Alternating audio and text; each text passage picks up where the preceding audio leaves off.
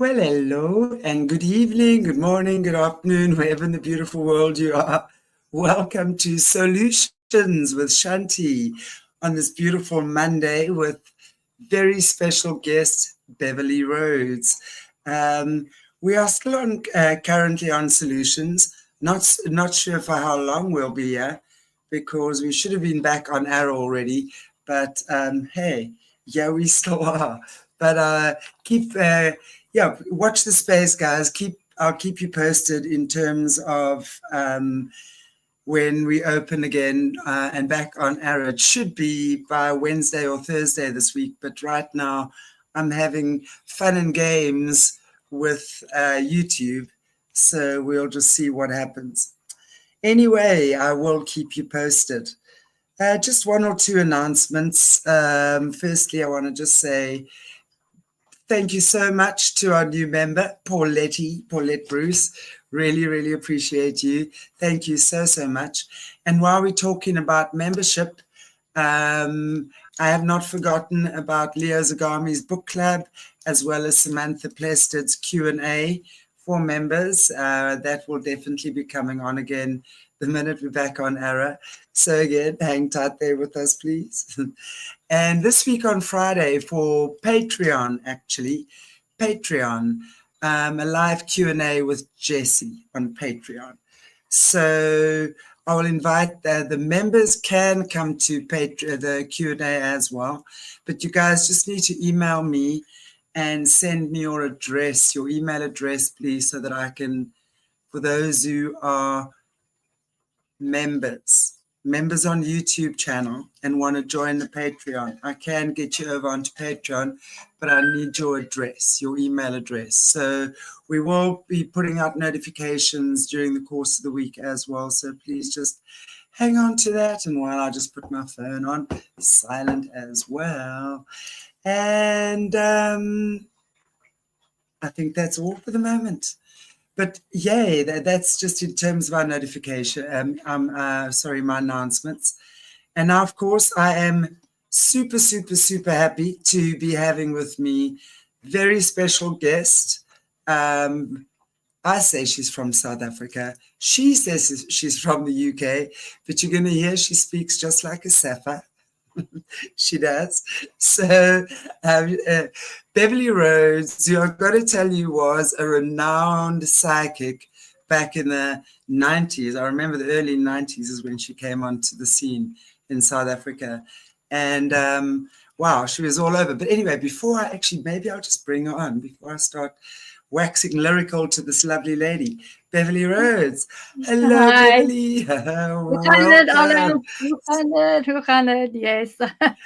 Baie dankie. Praat jy nog Afrikaans daar? Ja, in Engeland? so net 'n bietjie, ja. So net 'n bietjie. So klein bietjie. Klein bietjie, ja. Well, so klein bietjie, yeah. Oh, wow, wonderful.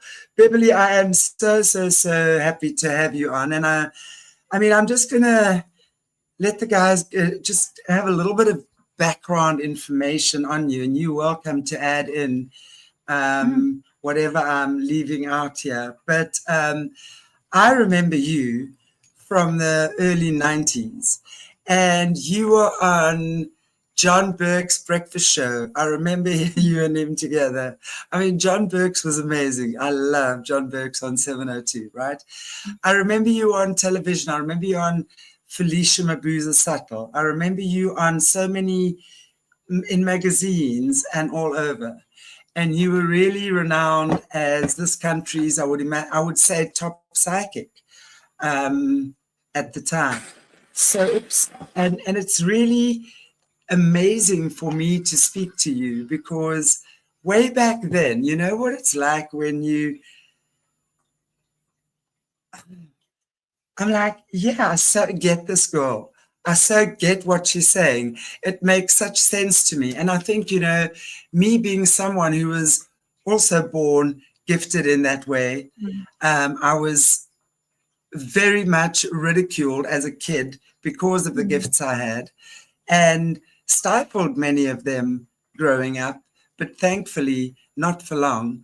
But when I sort of came across someone like yourself, I guess in a way it gave someone like me permission, right, to have these gifts and to explore them and to experience them. So it was really cool to see. That was most definitely the impact you had on my life. But I want to just give people a little bit of background on you before we go ahead, because you've really achieved something quite amazing. Okay, I'm just going to go from here. Beverly first captured the nation's attention in 1987 with her groundbreaking show, An Evening with Beverli Rhodes at Sun City. Since then, she has graced radio, television, and the front lines of some of South Africa's darkest criminal investigations, including the notorious Station Strangler.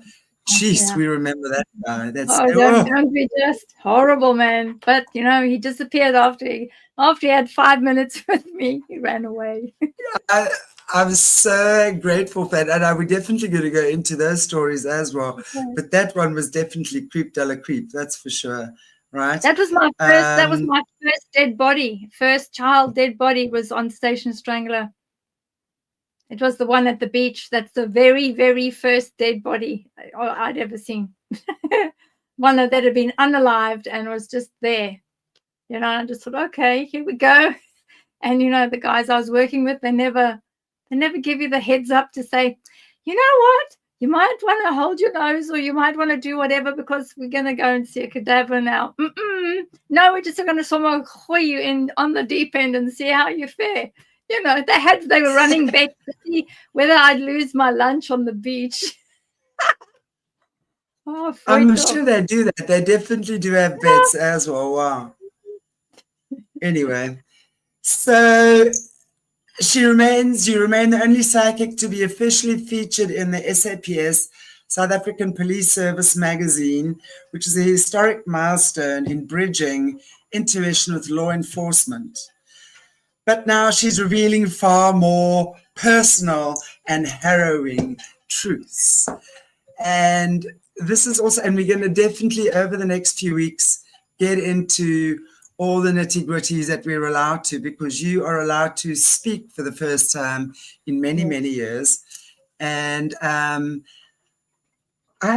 said to you the other day when we had this conversation, it's like you are a prayer answered for me, because I've been asking for such a long time for someone from this country to step forward and speak about the harrowing truths that have actually been going on behind the scenes here. And it's not just in South Africa. It's connected to this disgusting global network of pedos and nefarious ones who feel nothing for another being whatsoever. In fact, the more pain they can instill, the happier they are. And these are the dodgy ones that are at the head of our countries, making decisions for us on a daily basis, right? So that for me, I mean, I've known this for a long time, and I've spoken to quite a few South Africans behind the scenes, but they won't talk, right? So I am so grateful that you are here and you can share with us your experience of growing up as a survivor and thriver now, definitely, of satanic ritual abuse, SRA, the hands of your Freemason handlers, experienced some absolutely gruesome things in your life. And no doubt one of the reasons they would have also targeted you is for your spiritual gifts as well, which is a big thing we know that they go for. But anyway, enough babbling from me. Beverly, over to you. This is why everyone's here.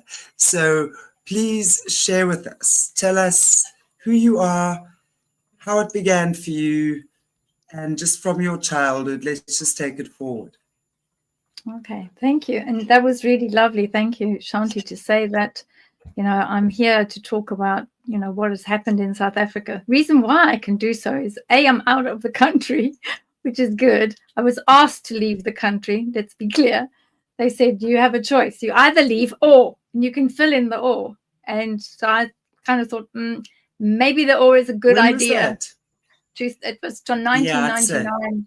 Yeah, 1999. And what was that? I remember 1999 had to be the worst year, one of the worst years for me. But why were you asked to leave? Why did you have to leave South Africa? Because I'd always been used by Verwoerd and de Klerk and all of their cronies for various things. You know, just as much as there's other types of, sangomas or nyangas that are used by different ministers. Right now, I was the go-to person, because a lot of the lodges and the formations lodges are types that had extremely strong connections with Parliament, had very strong connections with all of the different parties, and particularly those that were in power. And they used to say, well, this is our seer, this is the sinner, and this is who we're going to go to, her handler, and he is, 33 degrees Mason. He's connected to Prince Charles. He's connected here, there, and everywhere. So therefore, we're going to go to them. He needs to bring her. We need to know X, Y, and Z. Go and get her. Basically, that was always what they did. Go and get her. No matter where I was, no matter what house I was in, they'd send a car. Could be 2 o'clock in the morning, 3 o'clock in the morning. I could be busy with something else. They'd send a car. So that was it.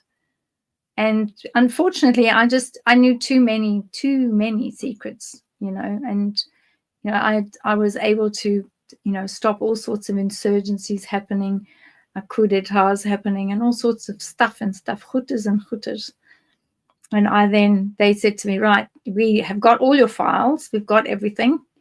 And they arrested me. They took me down to the big main police station in Joburg, and I was fingerprinted and photographed. And they said, you are now an enemy of the state. So here's your little file. And sinner or not, you basically have a choice. You want this to go away, you go away. Sorry for you, not sorry for you. On your bike, get going. Go back to where you came from. So it's not much of a choice. And then they said to me, you've got a 15 years ban on coming out to SA. You come to South Africa within that 15 years, and this cell that you're in right now, you're going to be back in it. And then we'll take you either to one of the other big facilities, or we'll take you down to one of Polsmoor or some of the others down in the Cape. This is, you think you can see the future? Well, guess what, chickie? This is your future if you come back, if you step back in this country. So I said, all right, I have to sell the farm. I have to do this. I have to get out. Who was threatening you? Was it the government or was it I'm trying to see where the threats came from. Was it the previous presidents that were wanting you to not say anything and kind of get rid of you? Because if that was 1999, that would have been not long after the ANC came into power. Mm. So, because a lot of the guys you obviously had dealings with were Nationalist Party, Verwoerd, F.W. de Klerk. I mean, oh my gosh. Oh, he was so creepy. But oh gosh, okay, let me not get stuck on him now. Try being in his presence for 5 minutes. Then you know what creepy is. I think I'd rather go demon hunting personally. Thank you very much. What's the word? God gaat amper sê God, ja. Ja, God stomie perd. Okay. Wow. Okay. Well, let's not go. Oh, that was not a pleasant thought there for a nanosecond. No. Once okay. Thought of can never be washed away. No, not a good thing. Okay. So now take us to the beginning. You are originally from the UK, right? You were born in the UK, and then you came out to South Africa. Eventually, yeah. and grew up here and then went back to the UK again. So tell us about the family you were born into. You must have been, I'm assuming, born into a cult family, or how did that work? Yeah, it's a cult family. It's still a cult family. You can see the surname on the screen. It's the Rhodes family, and you know the Rhodes are extremely well connected to royalty and other nefarious creatures. So yeah, born into that is actually no wiggle room. When you're born into that, you So kind of. Are we talking about Cecil John Rhodes? Yeah. I So are think you they must connected have to been. Cecil John Rhodes? I think that they must have been at some point. I'm not sure where the generations go. I don't know how the generations go, but with his connections, he was always involved with, you know, Prince Charles at the time, and he was at one of the lodges where the prince was all the time, and they were very, very close. And because he became a past master, he was a past master of 3 different lodges, and he also was a past master of the Scottish Lodge. And I think, if I remember correctly, I think the prince was also part of that lodge. So, you know, they were always in the corner skinnering about things and trying to get things sorted and things. And, you know, if you sort of sidle up on them, they'd keep quiet and wouldn't say anything. So he was very, very well connected to them. And because he's now deceased, he was a Rhodes, he was able to have access to all sorts of people. You know, he as a handler, right, he was always servicing all sorts of celebrities and royalty, and as far as Denmark, actually. He even was being given orders to send children and individuals to the late king. So it goes worldwide, and this is what I ended up being born into. Must have been a choice at a soul level. Clearly, it was a choice at a soul level. And you know, I started that training at 2.5. With his scare tactics. I was lucky because other children that are born into that start their training at 6 months, you know, with deprivation and all different types of torture. Whereas I was lucky, mine only started 2.5. But explain to us, because you were a gift baby, right? So explain to us how that worked, who you were a gift to. I was a gift from my sister. My sister got me as the gift, but my mother was our mother, and she got pregnant very, very, very late in life, a menopause baby. And they kept everything extremely quiet. She actually thought she had a tumor, and she'd gone to the doctor thinking, because my aunt had gone and been rushed in to hospital with a tumor.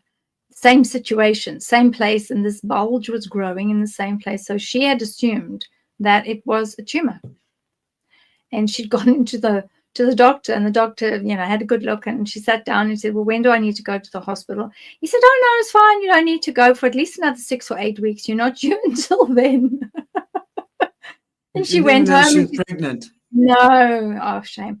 So, yeah. So she went back to my dad and she said, well, you see the bottom drawer there? We're going to have to pull the bottom drawer out of the drawers, the set of drawers. We're going to take everything out. And he said, why do we have to do that? And she said, well, because we're going to have to put a pillow in there, because in 6 weeks' time, we're welcoming a little stranger, i.e. me. And he was like, what? Another baby? So yeah, this is what happened. So yeah, a few weeks later, I mean, imagine having 6 weeks to prepare for an arrival of a baby that you didn't know anything about. So yeah, not popular. Yeah. Wow. So then you were given as a gift to your sister and her husband. Is that and right? The handler. Yep, and the handler, Patrick Daniel Rhodes. So he was the Rhodes bloodline. Right. So he was if we look at it, he was your brother-in-law. Yes. Right? If you have to look at it like that. But so you were born much later, given to your sister, who was childless at the time, as a gift baby. And, we were actually talking about that off air. That was quite common in those days. If one of the members of the family couldn't have a child and someone had a child they couldn't take care of, it was gifted to a certain member really within the family or within the community, right? So that was quite common. But I don't think anyone could have realized or understood what was in store for you. So you are gifted as this beautiful little gift to your sister and her husband. And then at the age of 2.5, shenanigans begin. So talk to us on that. Can you speak us through that? What happened there? How did that begin? Well, he was obviously, I don't think that my stepmother knew what he was into. And I don't think she knew how deep the Rhodes issues went, in all fairness. I mean, they'd had a brother, Brian, who was, all these families is always, you always have to make a payment. And their payment was their small brother, Brian. And Brian passed away. And that was the payment. So they were really they were in the know. They'd paid the payment. They were ready. They were doing everything they could to move up the ladder. And from that point of view, I don't think she always knew, because she was very into photography and she used to work for Ilford Films and she did a lot in the filming industry. So she was, because she felt she couldn't have a baby, and she couldn't for like 7 or 8 years. And when they got me, I hadn't even been registered, born at home and wasn't registered. And that's kind of how they used to do it, in the very late 50s, early 60s. And you would then take that child, go down, register the child as your own. So it's very difficult, apart from having a mother that was really very upset that this happened, especially when I was taken away from her. I had no contact with her after the age of about 4.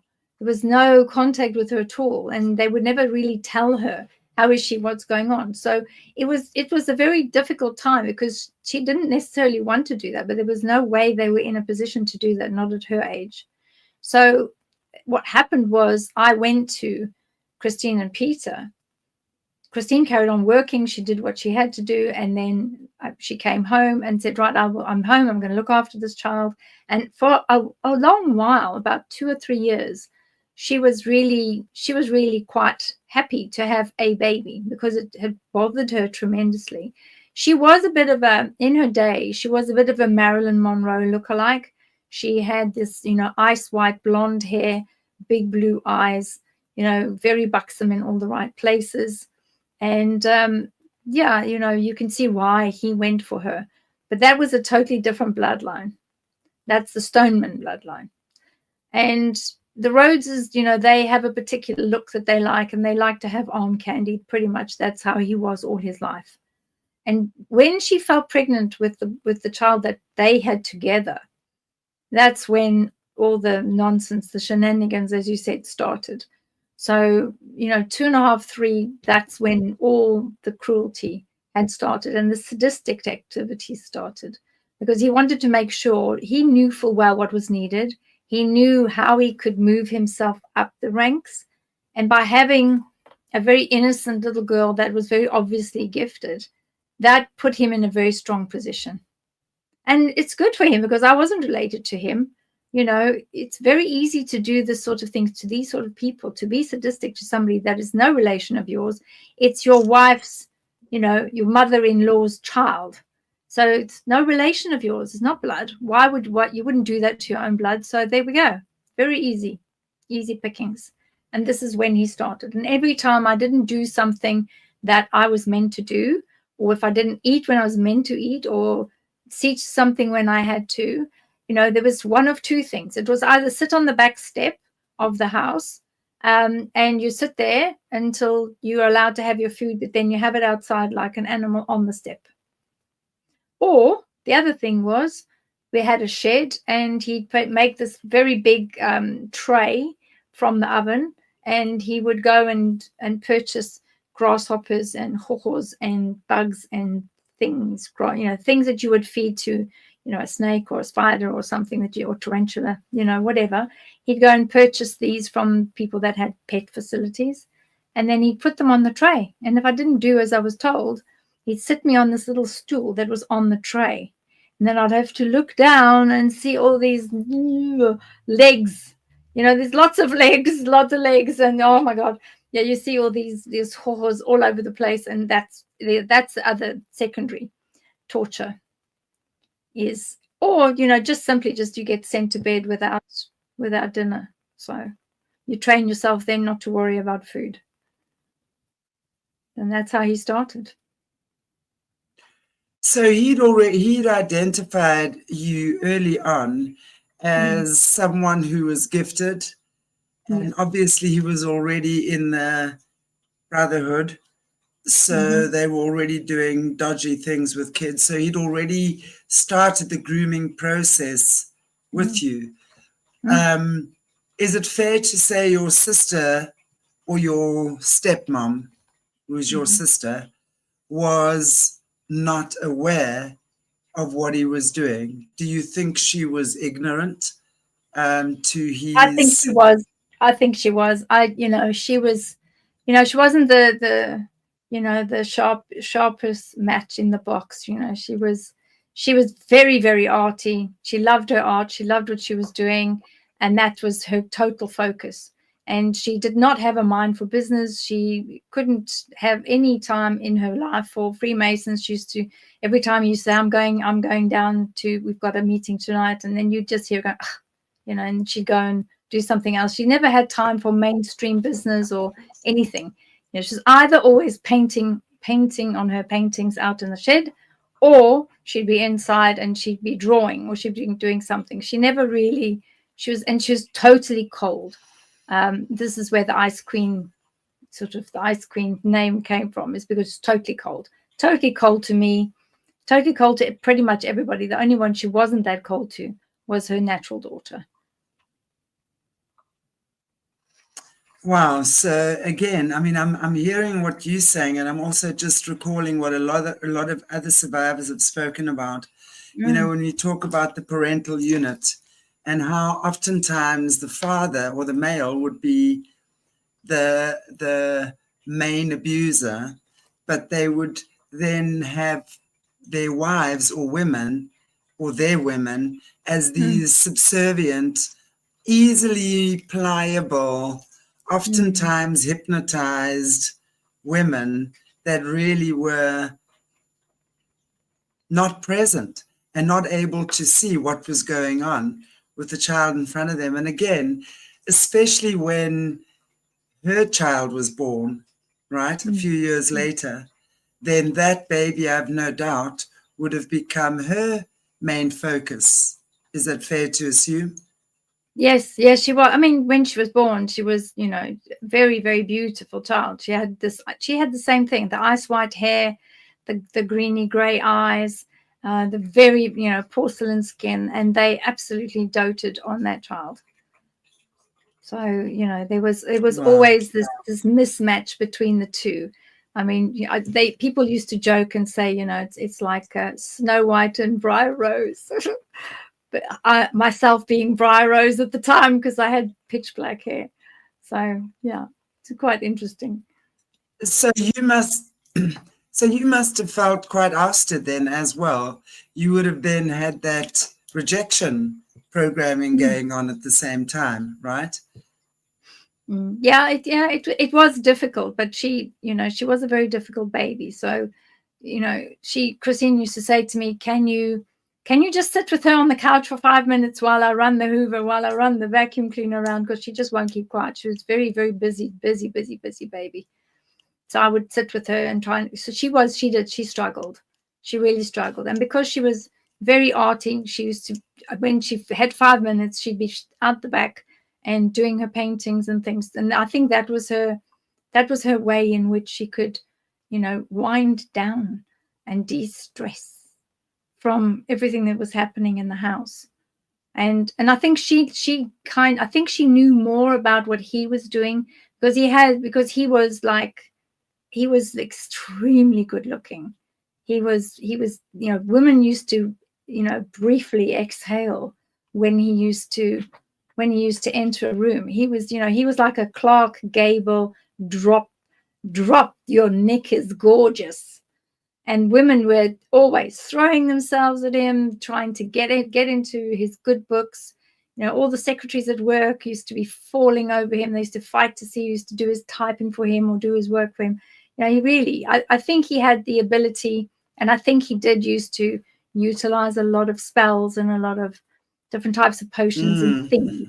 And I think that she was glimmered because she was just so grateful that she had this gorgeous hunk of a man with her, from a poor family, that this Rhodes person has chosen her over everybody else. And I think he used that all of his life. He used that to his advantage. Total narcissism, isn't it? Narcissism at its best. Interesting. I'm just looking at Kate's comment here. Lots of those family treat others differently based on how blonde they are. And really all they want is blonde people, right? I mean, you speak a lot about the blonde. And it's interesting that those Aryan looks have been very important for people in the system. So how did that, okay, so at this point you're in the UK. When does the abuse, the torture, etc., begin for you from him? Because obviously he's bonding with you initially. He's doing this whole grooming, bonding thing. He seems to be your main bonded parent, right? So you spend more time with him. At what point does the abuse actually start? And can you maybe talk us through that? Okay. I also just wanted to mention, that both of them had read Mein Kampf, and they both bought into all of the nefarious actions and ways in which Mein Kampf deals with, which I won't say those words in case we have a problem, but you know what type of work that is, and they had bought into that. So this is why, for me, when I started growing up and I had this very curly pitch black hair with these hazily golden eyes, I just did not fit at all. I was just obviously right from the beginning disposable, and they both, that was it. And she never really worried. She was just very happy when he used to take me out the house, because then she could deal with the other one, who was a difficult baby and a difficult toddler. So that started at about sort of 4-ish, around there.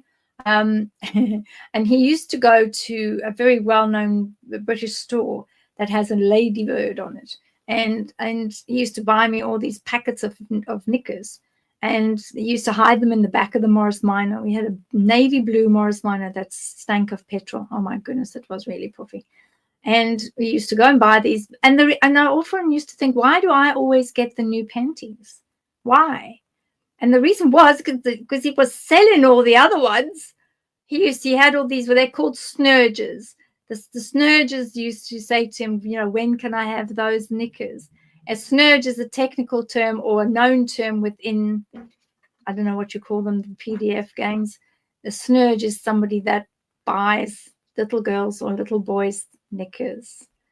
So he used to put them on me, and then I'd wear them for a day, and then like magic, like in Bewitched, chink, they disappear, and I would get a new pair out the packet. So I'd get a new packet, and then the packet would have the name of whoever the steamer was, whatever the job was, they'd have that person's name on, and then I'd wear them for a day, and that would be it. And it would obviously carry body smells of a child. So that was it. So this is where it started. And then eventually he'd take me to, different meetings, or he would take me to the lodge if they were busy, putting in a new floor or doing something to the kitchen. He was always involved with DIY. He was always making sure that he was the first person on site and the last person off site. Switch the light off and turn the cat out when you go out. That was him. He had keys to all sorts of lodges all over the country, as far down as Wales. He even had keys to them up as far as Scotland. So, yeah, it started at that age, very very softly, very, very carefully, very, oh, sorry, I didn't mean to touch you, that type of thing. This is how we roll. And it got worse and worse and worse. Come and sit on uncle's lap. Come and sit with uncle while we have some tea. Do you want uncle to take you to the toilet? It's this sort of thing that starts, and this became very obvious. And at that age, you don't think. And he would say, take Bev to the toilet. And his way of shaming me, he never called me Beverly, and he never called me Bev, ever. He only ever called me boy, which is a horrible term for somebody that is female, but actually should be treated as a boy. So he called me boy, that's just the way they say it. And that stuck. He never called me anything else. He never called me my real name.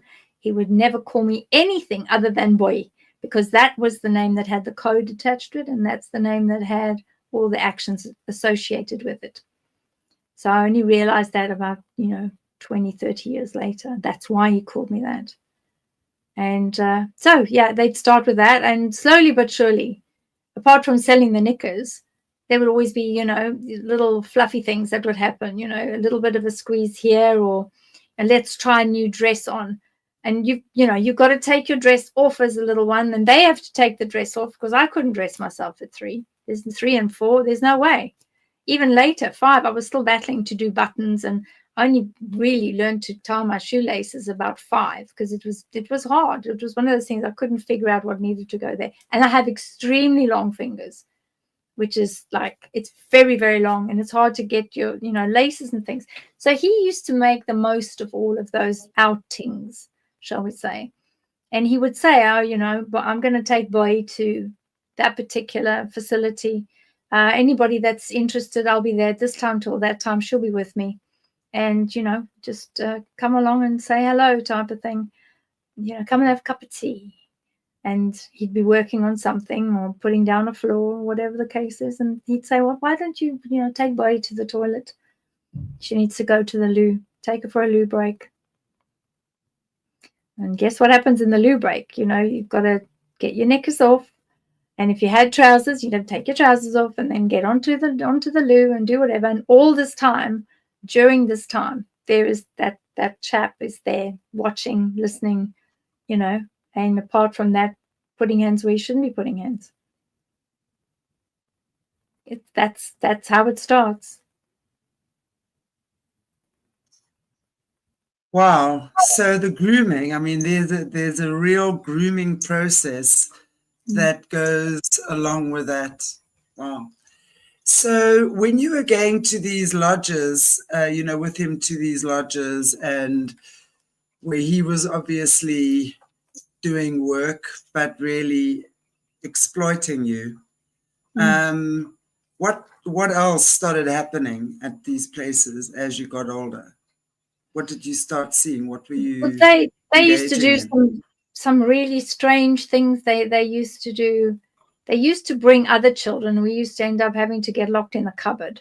So that was a very interesting thing. And I just thought, because I'd been going to them for very, very long, I was like, oh, okay, we've got to go here. And it was the stink of this whatever that sticky stuff is that they use to stick down this funny flooring that they stick down, or tiles. It was very stinky. So I used to think, oh, I've got to go there again. And by that time, I was more annoyed with having to smell, building work and adhesive to stick sticky tiles down and things like that. I was more annoyed by that, because I got to the point where it had been so normalized to go to the loo with these chaps that had been told, take her to the loo. Then he started bringing other children that were friends of friends that he said, no, it's all right. You need to go out. I'll babysit. I've got to take her to the lodge. I'll just take your child as well. They're the same age. We'll just, we'll all go at the same time. And then you'd end up with me plus another child, and we're both locked in the cupboard waiting for them to come back. And this child saying, well, what did we do wrong? Why are we locked in the cupboard? And then I would say, no, don't worry, we'll come out soon, it's fine. And it was like because I was a little bit older, I was like the one that all these other kids used to be looking up to say, well, she'll know if she's okay. Just watch her and see if she starts getting upset or if she starts crying and she feels afraid, then we'll be afraid. Because if Bev's afraid, then we know there's cuck around. There's going to be a whole bunch of things happening. Whereas I never reacted to it because I'd been so well trained by then that it was like, that's why they had me there, is not only to babysit them, but to make sure that I was normalizing it for the others. So this is how they started. And when we were let out, there was always unusual things, like there was remains, or there was bodily fluids, or there was something somewhere on the black and white tiled floors in that chamber. But I never really thought much of it because it really was a weekly thing. It wasn't something that was unusual. It was something that was literally par for the course. It's not something that really bothered me at all. But when you say bodily fluid remains, what was the remains from? Were they already molesting you girls or you children then? Or where were the remains of this bodily? I think somebody else, it would have been somebody else. When we were young and we were locked in the cupboard, which is outside where the black and white tiled area is, the main area. I think they must have had other youngsters that were much older than me, because I did come across older individuals when I was young. They were always older children that were around, that were servicing them. I just didn't realize at the time that where I was, that when I got to that age, I was going to be in exactly the same position as they were. I think it was remains from a hunt. Sorry, carry on. I think it was remains from a hunt.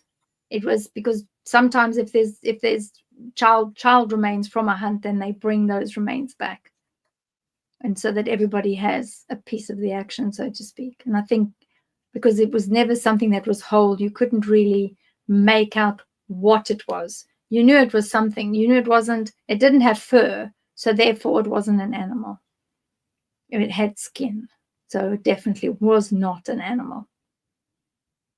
So you kind of know that this is where you're going. This is what you see there. That's your future. Take a good look, because that's where you're going. Wow. So how did the abuse with you start with him? And I'm assuming it must have happened at these lodges as well, because from what you're telling me, this is how the grooming began. So you would then be in a cupboard, locked with the kids, and there were older kids there. They were doing things that you didn't really know, but knew something dodgy was going on. The younger ones were looking up to you already for guidance. What did you think was going on there? I mean, why were you in the cupboard? What reasons were you given for the secrecy of anything at all that was happening there? Well, the first reason for the cupboard was I used to cough a lot with the adhesive for them sticking these stupid tiles down. And he, because he knew that I needed a lot, I ask a lot of questions. I am a major person asking questions all the time. And right throughout my life, I started like age 2. Why? What's that? Why? And they used to get really the mudding with me to say, well, can you just shut up? You know, if you ask another question, you're going to get a backhander. So they used to come up with these logical explanations for me and say, we're going to be laying this floor and it's going to stink and we don't want you coughing and spluttering everywhere. So we're going to put you in the cupboard with the other boys. You're going to sit in the cupboard, and when we finish with the floor, you can come out and we'll take you out into the fresh air and it'll be fine. And when you're young, that kind of makes sense. So that's what, you know, it made sense to me. It did. Who were these people in these lodges? There's a whole bunch of them. There's the different masters. There's the past masters that come. Then there's each of the corners, the ones with the little white gloves, them as well. There's different sections across the lodge that they were all there. I mean, though, in terms of individuals, was there any individual? I mean, who were the individuals? Were they highly qualified individuals? Were they judge? Who are these people that go to the lodges and engaging in these activities with the kids? Well, there was different types. He had various lists. He had lists of people that were like really high up, people that he wanted to influence. So, and on there was what, judges. There was a couple of really good doctors. There was a couple of surgeons that were really good. There was a 2 or 3 lawyers. There were a lot of general businessmen that wanted to treat the lodge as a step up, or to like have business meetings or introductions to other people. And because they were all in the same lodge, they all used to look after each other. I mean, generally it's really good for that. But the doctors particularly were the ones that I hated the most, because they used to make sure that with the girls, they used to make sure that they couldn't get pregnant. And if there was anything that was wrong with any of the girls, they used to very surreptitiously make sure that there was antibiotics, or there was injections, or whatever you needed for whatever was happening. Those doctors that are in the lodges, they are the go-to persons, because they will keep things quiet, and they will fix it. So, and also when there was a pregnancy, an unwanted pregnancy, and the child was below age, when say 14 or 13 and a half or 14, they would make sure that fetus was removed. They would. And if there's, for instance, if somebody was participating in one of the dungeon nights or bestiality nights, and there was somebody that got ripped or ended up doing something, they'd fix it. They would have that one and make sure that was fine. And they'd never ever arrange anything with the local ambulance. They'd never do anything with the local hospital. There'd be no trace, absolutely no trace. And they were the ones that I grew to absolutely hate, loathe, and detest so much, because you would have thought that, having taken that clinical oath to do no harm, that they would have stood by that. Do no harm, yes, that's great, do no harm, but do not stand by perpetrators that are doing this sort of thing and enable them by fixing all your victims to make sure that they're okay, and that they can still walk and still go to school and still take part in their daily lives, when actually that doctor is the one that's enabled them. That if they didn't do that, then, the coppers would have come and said, crikey Moses, how on earth did this child get into this position? Well, the cops are involved generally anyway, so it's one big nefarious network, so mostly those kids aren't heard. But I'm really interested to know, like, from when you first got into the lodge and you were first groomed in, at what point did you become active in terms of their abuse, and how did that progress over the years, if you know what I'm saying? Yeah. So they don't just have the lodge situation. They have all sorts of other facilities all over the world. They have a facility where like the dungeons. There are dungeons all over the world that they use for different types of activities, shall we say. They have different, very large grounds and lands all over the world, including Germany, Denmark, Africa, America, different places. They have all over the UK, Wales, Scotland, you name it, all over. France, a lot in France too.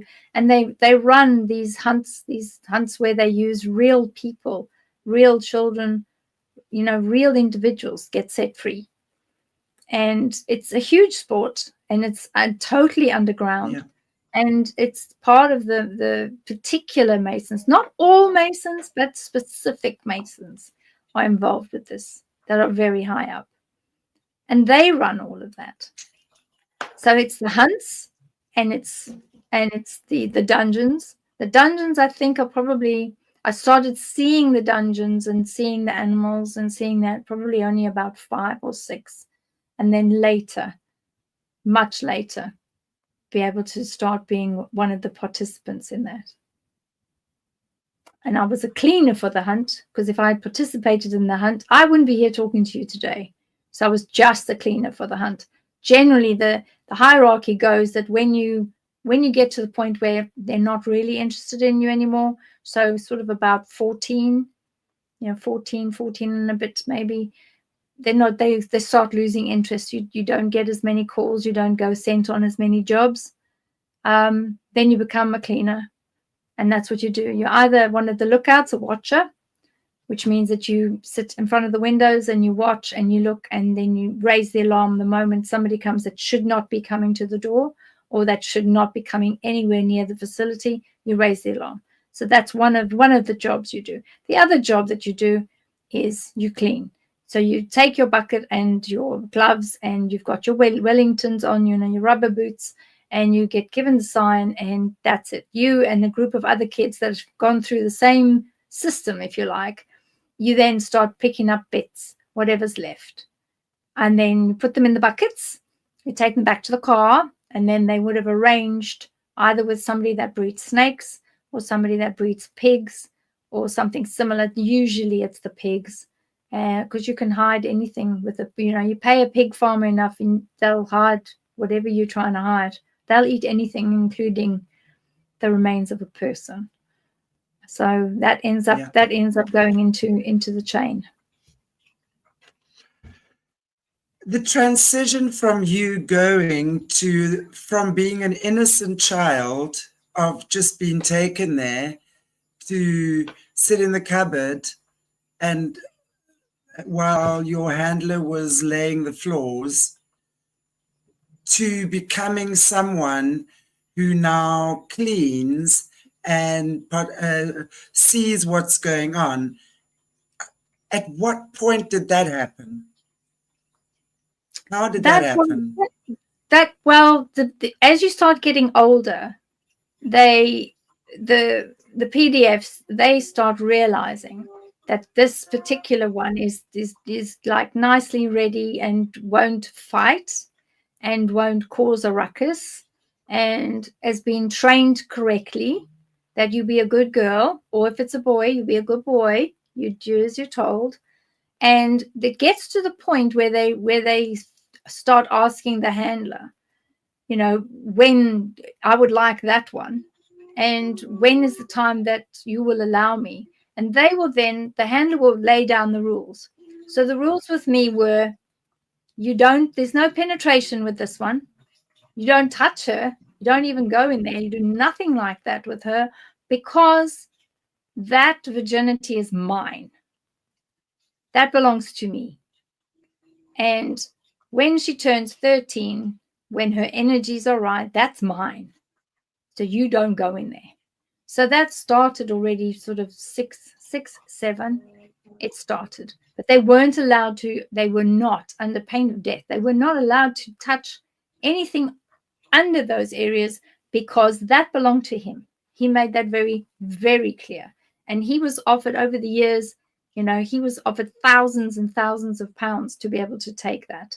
And he said, no, I don't care. You can offer me whatever you like. That's mine. I've worked hard for that.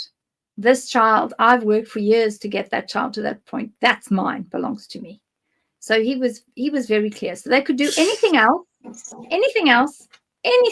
demand anything else, go anywhere else that they wanted, but they could not do any penetration. So that means when you can't do penetration in the front end, you'll do penetration on the back end, because he wasn't interested in that.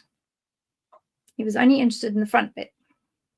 So this is where you start with that. So even though at a child you will not be able to get a male member into that area, you won't, not a young child, but you can get your fingers and you can get your tongues and you can do all those sort of things. And that's very common. And that's when that started. And once again, it's the same situation. Go and sit on Uncle's lap. And then Uncle slips his hand under to where he needs to be, and fingers go where they shouldn't be. But he had already warned them. He said, you touch her or you go anywhere near there. And he wasn't joking when he said, I'll have you.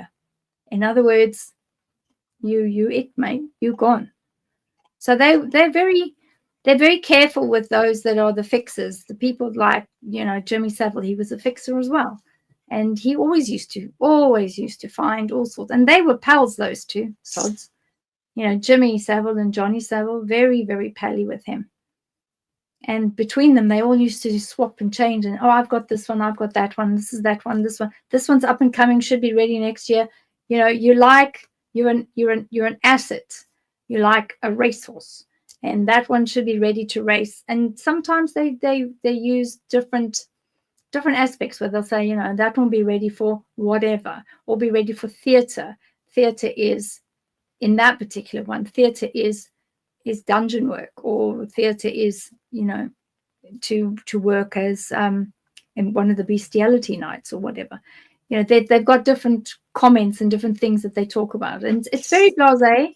Nobody checks what they're saying. Nobody worries about what's coming out their mouth, because, you know, these people can move and do business and move, you know, kitties wherever they want to, however they want to. Nobody's stopped them, not for centuries. This is par for the course. It's common.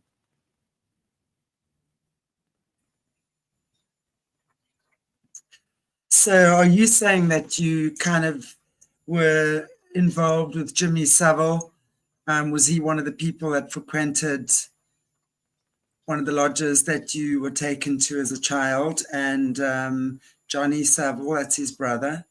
Were you, was your handler? Yeah, Johnny is the different. Are we going to talk about what that is?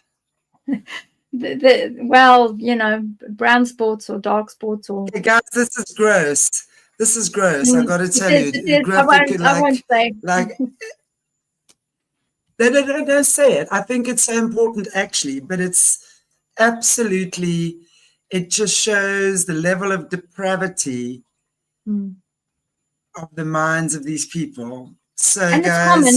It's so common. What I'll do is I'll censor it as much as I can, but I'll make sure that you understand what goes on in these things. So they have what they call PP. So it's pedo parties, which is a party whereby we used to go and pick up the projector, and then we'd choose the movies. And he would say, if you're a good girl, I promise you now you can have a cartoon. And the other children that are coming, we'll put the cartoon on first, and you can watch the cartoon. So I was like, wow, yeah, I can watch cartoon. You know, you never had this sort of thing with TV, and what you used to watch these projectors, and we'd get the sheet and we'd hang it up, and they'd hang them up, and everybody would be excited, and they'd have the blankets on the ground, and they'd have a tarp underneath the blankets, and that's it. And you'd sit there, and all the kiddies are there, and this little baby was there as well, about 6 to 8 months, wasn't able to crawl or turn over yet. So I don't quite remember how old that is when they do that. Maybe about 4 or 5 months before they can turn over and start crawling. In other words, they can't get away. Very important, can't get away. So they'd have this all pegged at the top where the curtains are, and you'd have this sheet, which becomes then the screen for the projector. You'd set up the projector, make sure the little bulb was in, and we'd all be sitting there waiting, and we'd have sweeties, and we'd have cool drink and chips and crisps and all these lovely things. And then all the steamers, which is the person that's going to use you, the steamers would come in, and then there'd be everyone sitting around the edges, and they'd have their blankets over their laps because they'd already got their trousers off. And so they cover themselves, and then we would get to watch the cartoon. Cartoon would play, we would watch the cartoon, we'd have all our nice yummy things.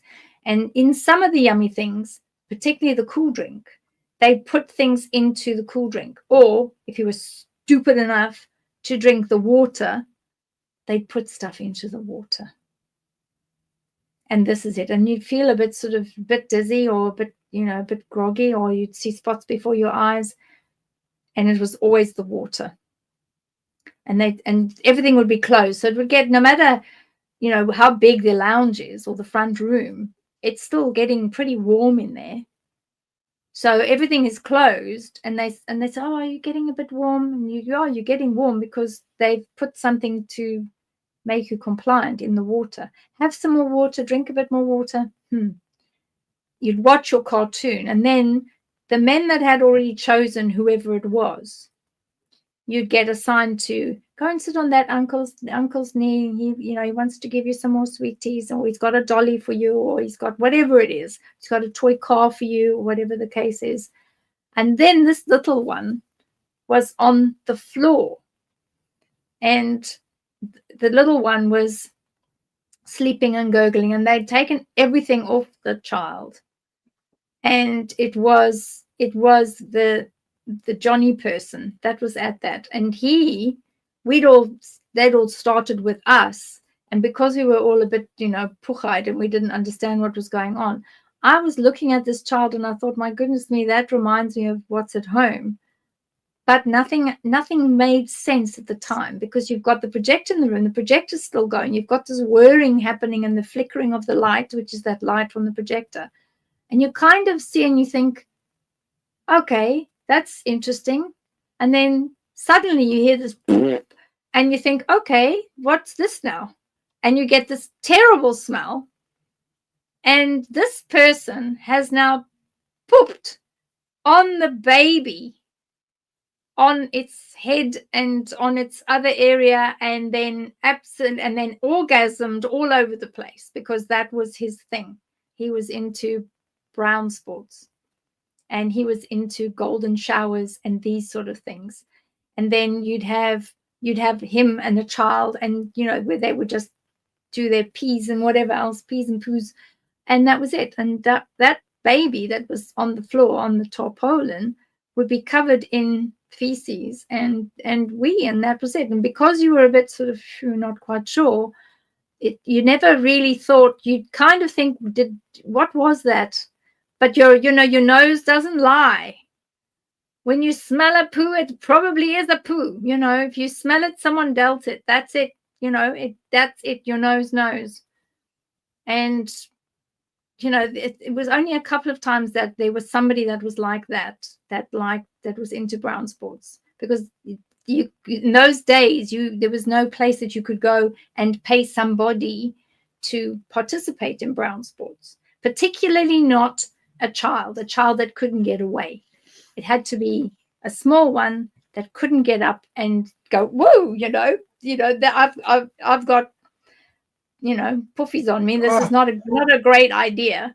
So that was the worst one that I remember. The others were just run of the mill. There was it was just, you knew when the cartoons stopped.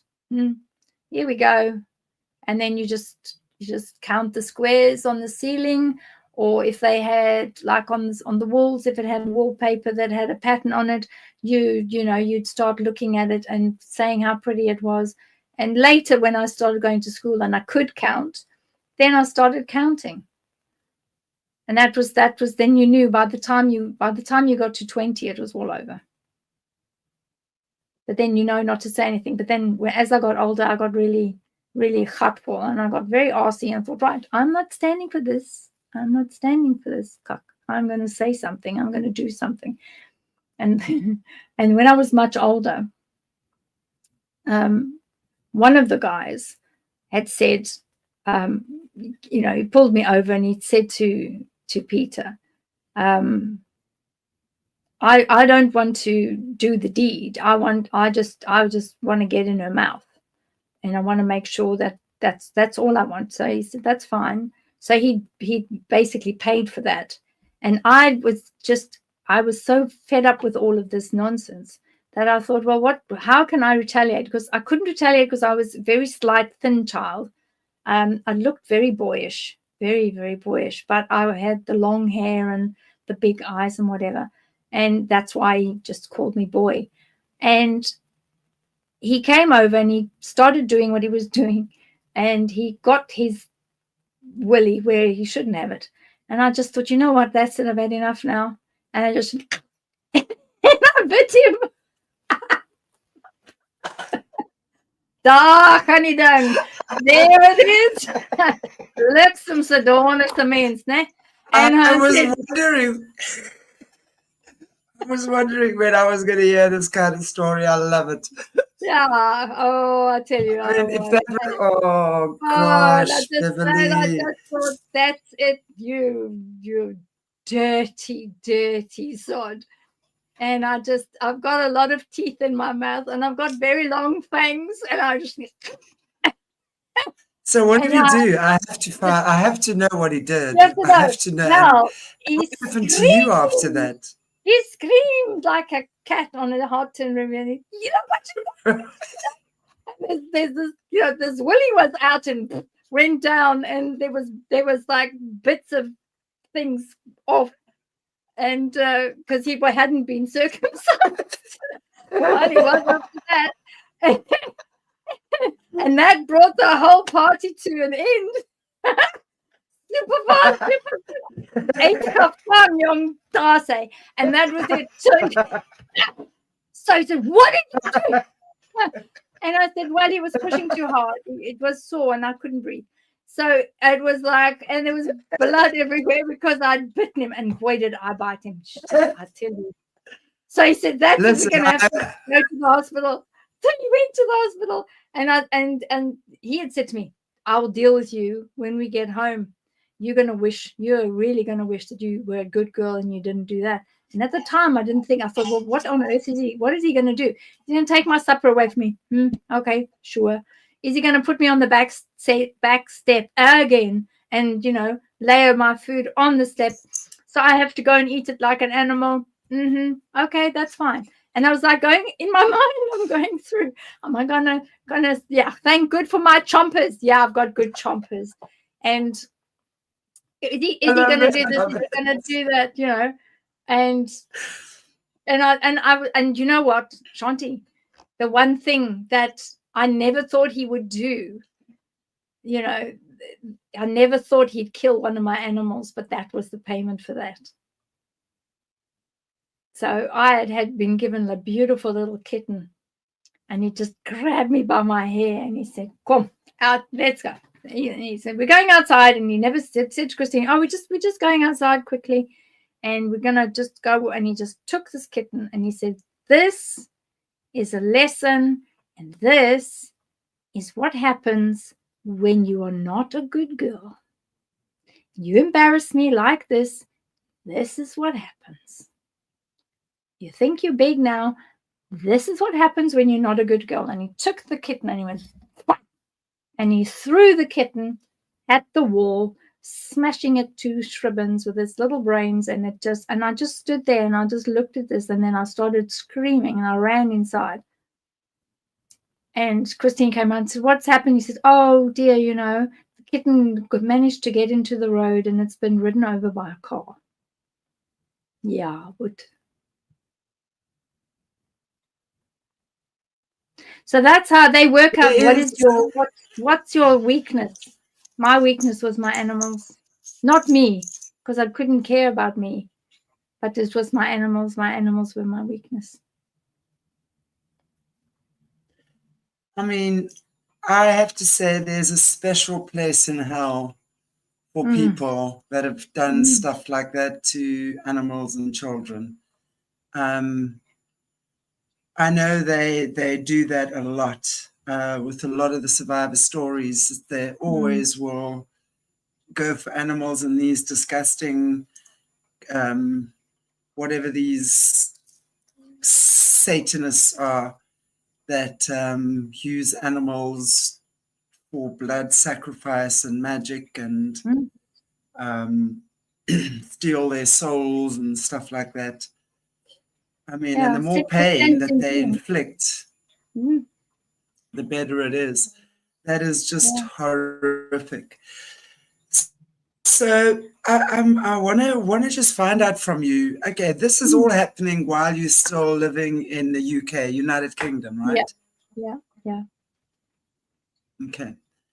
So at what point do you move to South Africa from there? We moved much later. He was after there was a very big dungeon event. It was like I'd never seen so many people. We were all put in our cages, which is normal, in your cages. And these, like, he was like so proud of himself. He was in like, it was dignitaries, you know, lots of dignitaries and people, and they were all like bowing and scraping and being really stupid.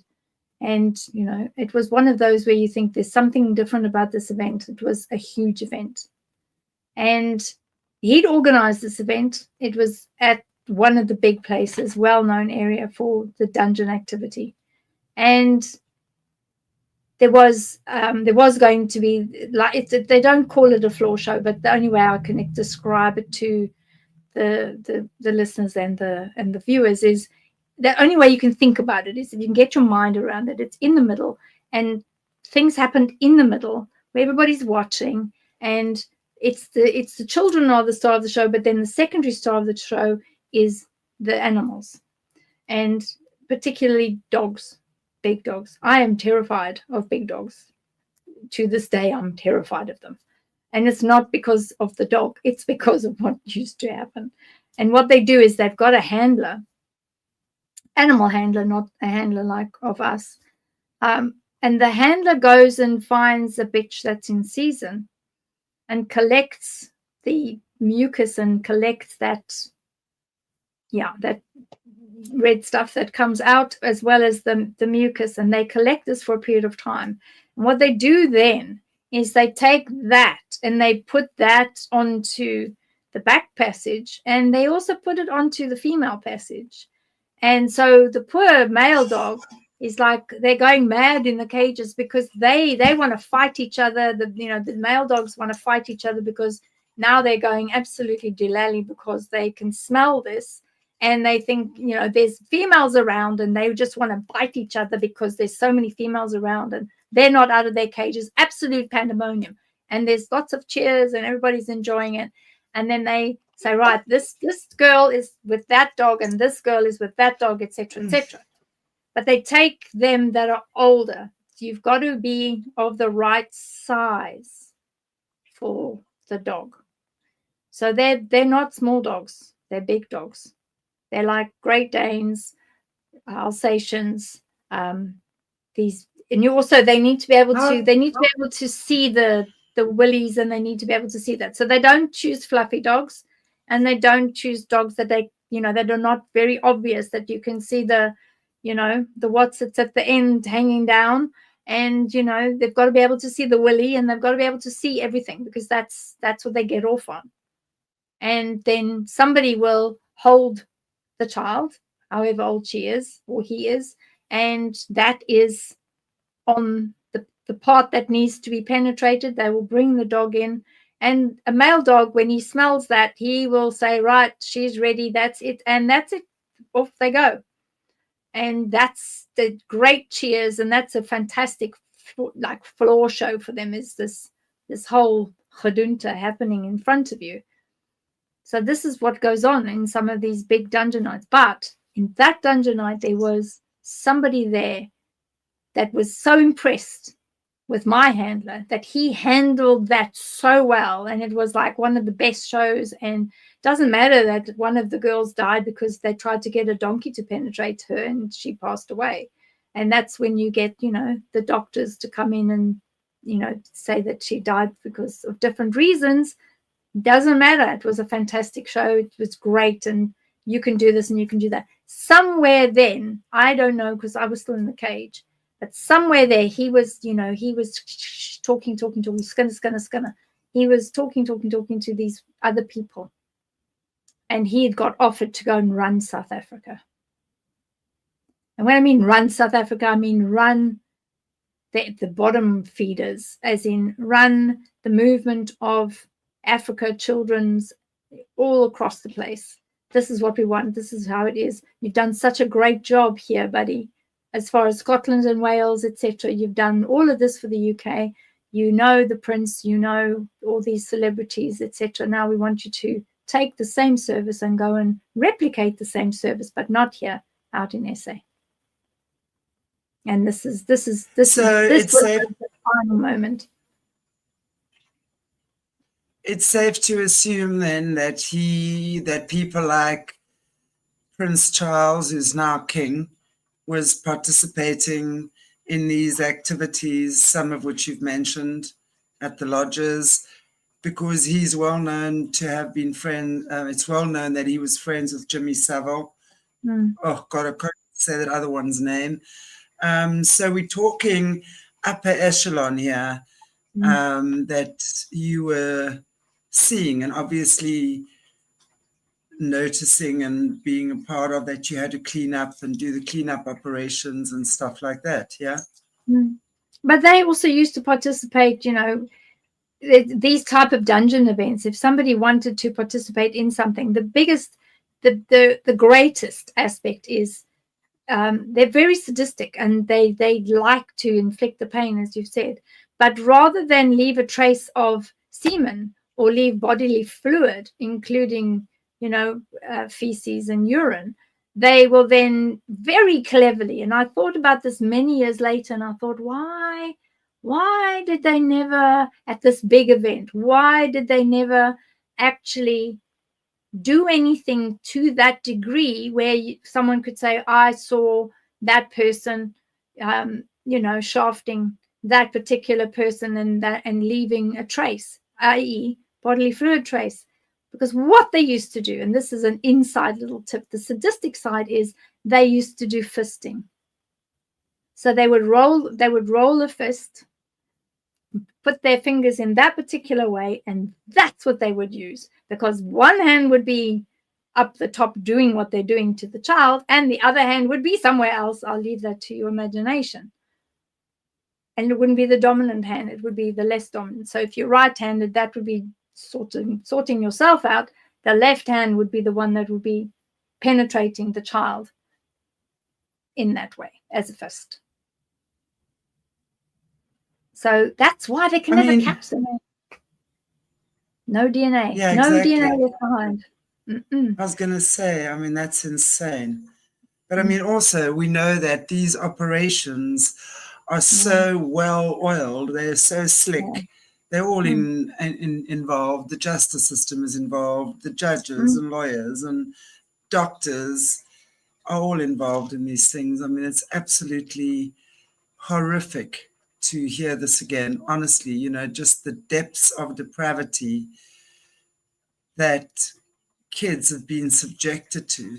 And then we wonder why this world is such an insane place, because a lot of these kids have grown up now to become adults. How the effing hell is anyone ever remotely normal after that? You can't be. But I want to just ask you. It takes years to get to start. Took me over 10 years. Yeah, over 10 years just for some sections. Over 10 years, actually. Of absolute therapy and healing.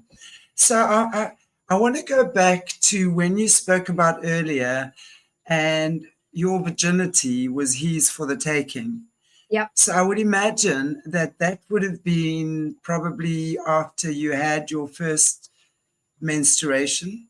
Yes. Yeah. Now, well, that was also for sale. So, he used to get very annoyed with me and threaten and say, make sure, don't go taking, women's sanitary goods to school. Because, and he was very clever. I used to check, when is my moon cycle? I didn't used to, when it arrived, it gave me such a shock. I wasn't ready for it at all. I didn't know what it was. I thought I was dying. Ran off to the office to say, Miss, there's something wrong with me. I'm dying. There's blood pouring out of me. But meanwhile, it's my moon cycle. In other words, menstruation. My moon cycle, that's arrived. And I thought, and now what? How long does this? No one had prepared me. No one had said everything. I did not know what was happening at all. And so a very, very kind secretary said to me, don't worry, it'll be gone in about 5 days. And I thought, oh my God. And then you think, how much blood is going to come out of me? Oh my God. Am I just going to go, you think all these stupid things, and you think, and nobody told me nothing. So she gave me this long belt, and put this around your waist, and chutas and then you take that, and she had to take me to the bathroom and say this with the loops on the end. And it's like, oh my God, it's like, being on the farm and having to put things on the animals and like hook this and hook that and put that there and then put it around your waist, and oh Lordy Lord. And oh my God. Anyway, I went home and I said to her, look at this, what has happened? And then she said, well, at some point we'll have the talk.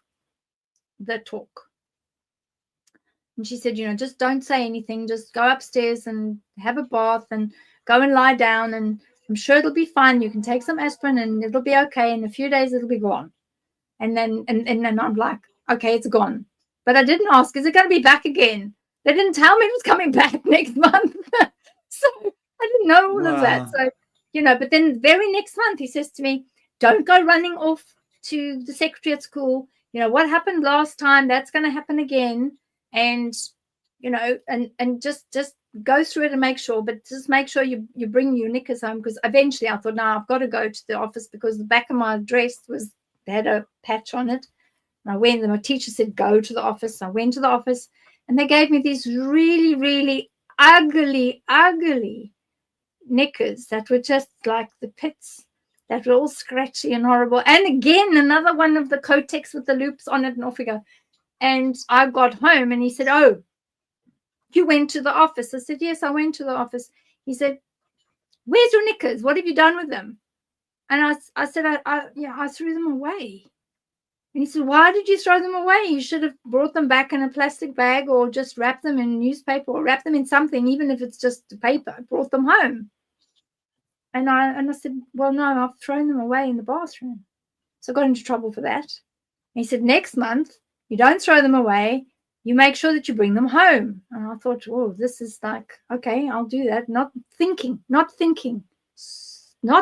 what he was going to do with it. So I did, because I was always looking through my bag to see if I had one of those things, and there never was one. And I used to think, I'm sure that they used to say to me, take this one for now and use that one for next month and put it in your bag. And then when this comes again, then go and put it on. And at school were like you could see that they were thinking, why is it, this child never has women's products. This child always ends up coming through everything and always ends up having for the school to give you another pair of clean knickers.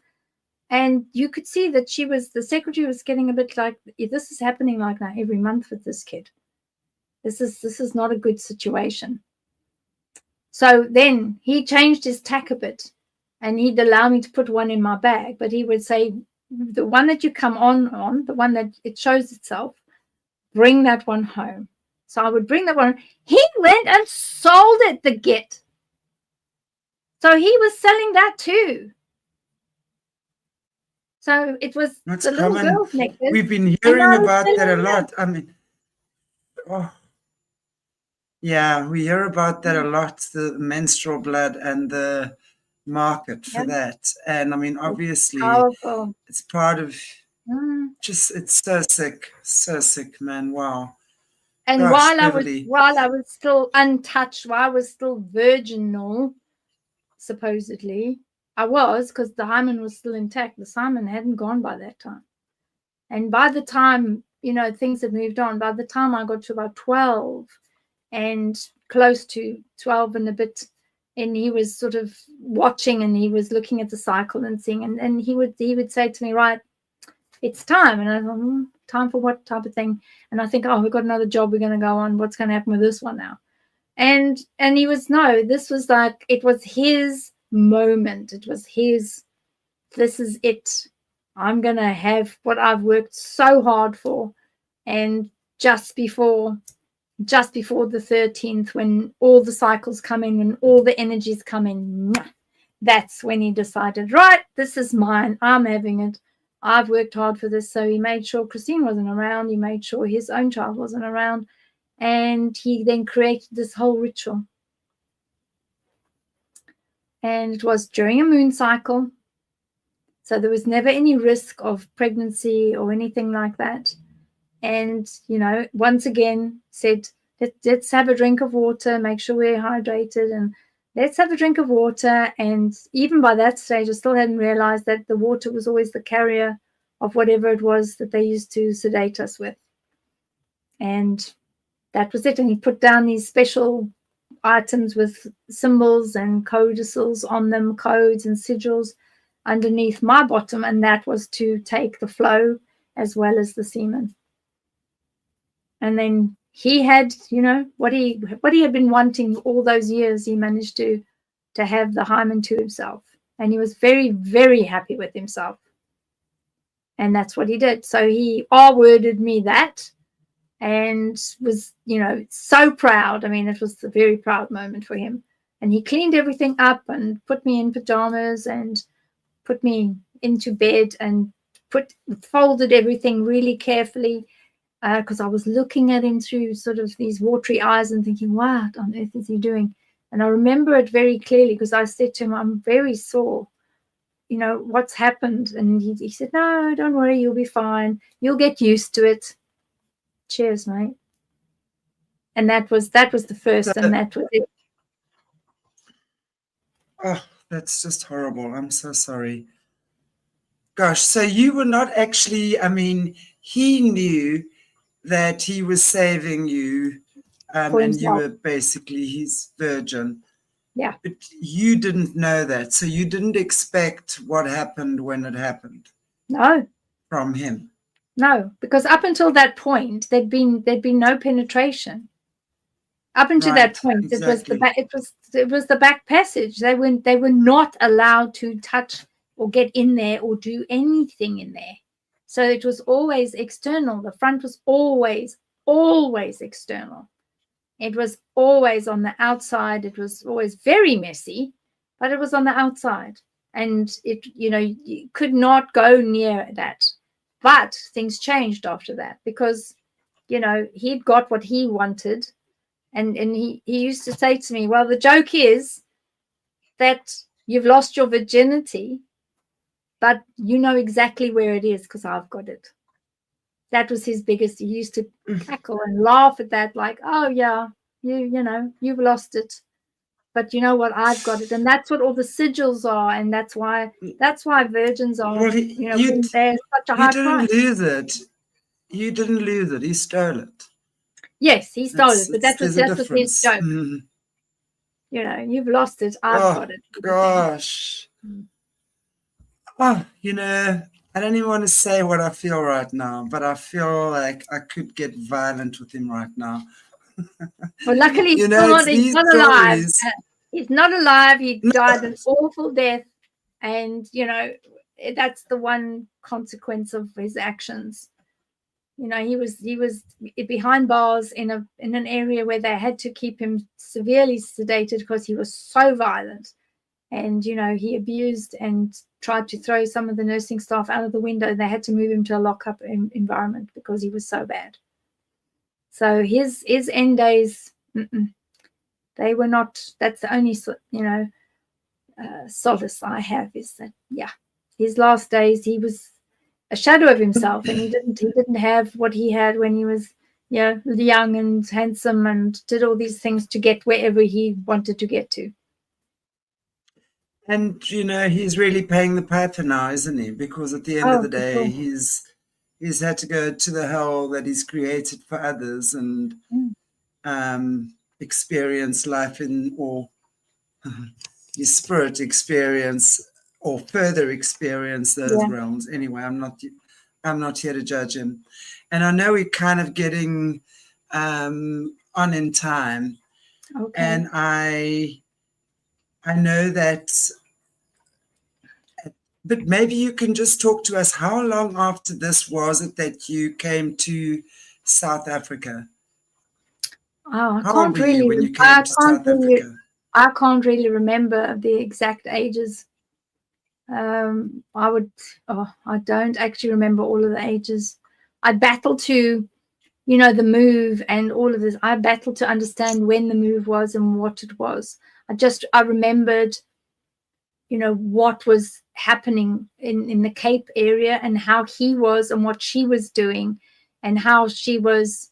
It's like pockets of memories, and apparently that's just the way it goes. And the pockets of memories was the Cape situation and who was being asked for what, because he'd done that big dungeon thing, and they said, well, we'll send you out, we'll do this, we'll do that, and it was all set up for him, and all he had to do was repeat what he was doing here in the UK. And he started with the Cape, and then eventually he moved up to Joburg with all of it. But the most important thing for him is all of the networking that he had was all set up for him by these royals and the high-ups. So when he got out in to the South UK. Africa, yeah, when he got to Okay. SA, he knew, because some of these people had already met him at the lodge and said, well, when you come to South Africa, this is what you need to do. This is this person. Make sure you know this person. Make sure you go and see that person. These are your people that are part of this, and these are the ones that you need to make sure, A, you keep them happy, and secondly, these are the people you go to should you get, should someone clock you, and make sure and see that that's what you're doing. These are the trusted people. These are the inner circle, the inner sanctum. These are the 9th level. These are the ones you go to. So, he was sent out to SA, I think 3 or 4 times before everything started happening. And then, of course, then it really it ramped up, because after 13, I was then, at the right age. It could be perfect. You've got a good couple of years. And he always used to say to me, you are sitting on a gold mine there, and that's my gold mine. That's my retirement fund. Yeah. He was, because, and he could say it. He could say it. He could say, I've had that, that, I've had that. And, it's a wonderful thing. It's a wonderful thing, doing the sales job. And there was never a shortage of buyers up until I was about 14 or 15. Never a shortage of buyers. Buyers? What are you talking about, buyers? Buyers, people that wanted to buy, activities with a minor. So it was basically child prostitution. So yes. Is that what you're saying? They were, yeah. Okay. So I know that we guys, we're going to be carrying on the show every week with Beverly, and we're going to be doing the series, and just every week she's going to be unpacking more for us. There's a lot here. Yeah. Right now we've just touched on her childhood, and for those of you who didn't get the beginning of the show, Beverly's born in the UK, was a gift baby to her much older sister, who at that stage could not have children. Later on was able to have one of their own, but basically her sister, who becomes her stepmom, and her brother-in-law, who's now her stepfather, becomes her handler and her abuser. Yeah, without her sister's knowledge, really, or without her stepmom's knowledge. Later on, goes on to have their own child, miracle baby of their own. And of course, you can imagine with that happening in the family, Daddy-O has you all to himself. And indeed. I mean, wow, this is so crazy. And he used to make a lot of money. I mean, he'd always have like wads and wads of cash, no matter what country we were in, and we used to get moved in crates to different countries, and there was always a plane. I became very familiar with how to get to the airport and how to get back, and it wasn't a normal airport, it was a private airport. It's always a plane to go here or go there or move or whatever. And because I was the oldest and the handler's own property, then I would be the one that would go either to look after the children, or to make sure that they were being drugged correctly, or to make sure that everybody stayed and didn't actually go off the rails and be too scared that, you'd have kids screaming and running around. But they are sadistic. And I will say one thing is the sadism is what they call themselves, sadists. They don't call themselves Satanists.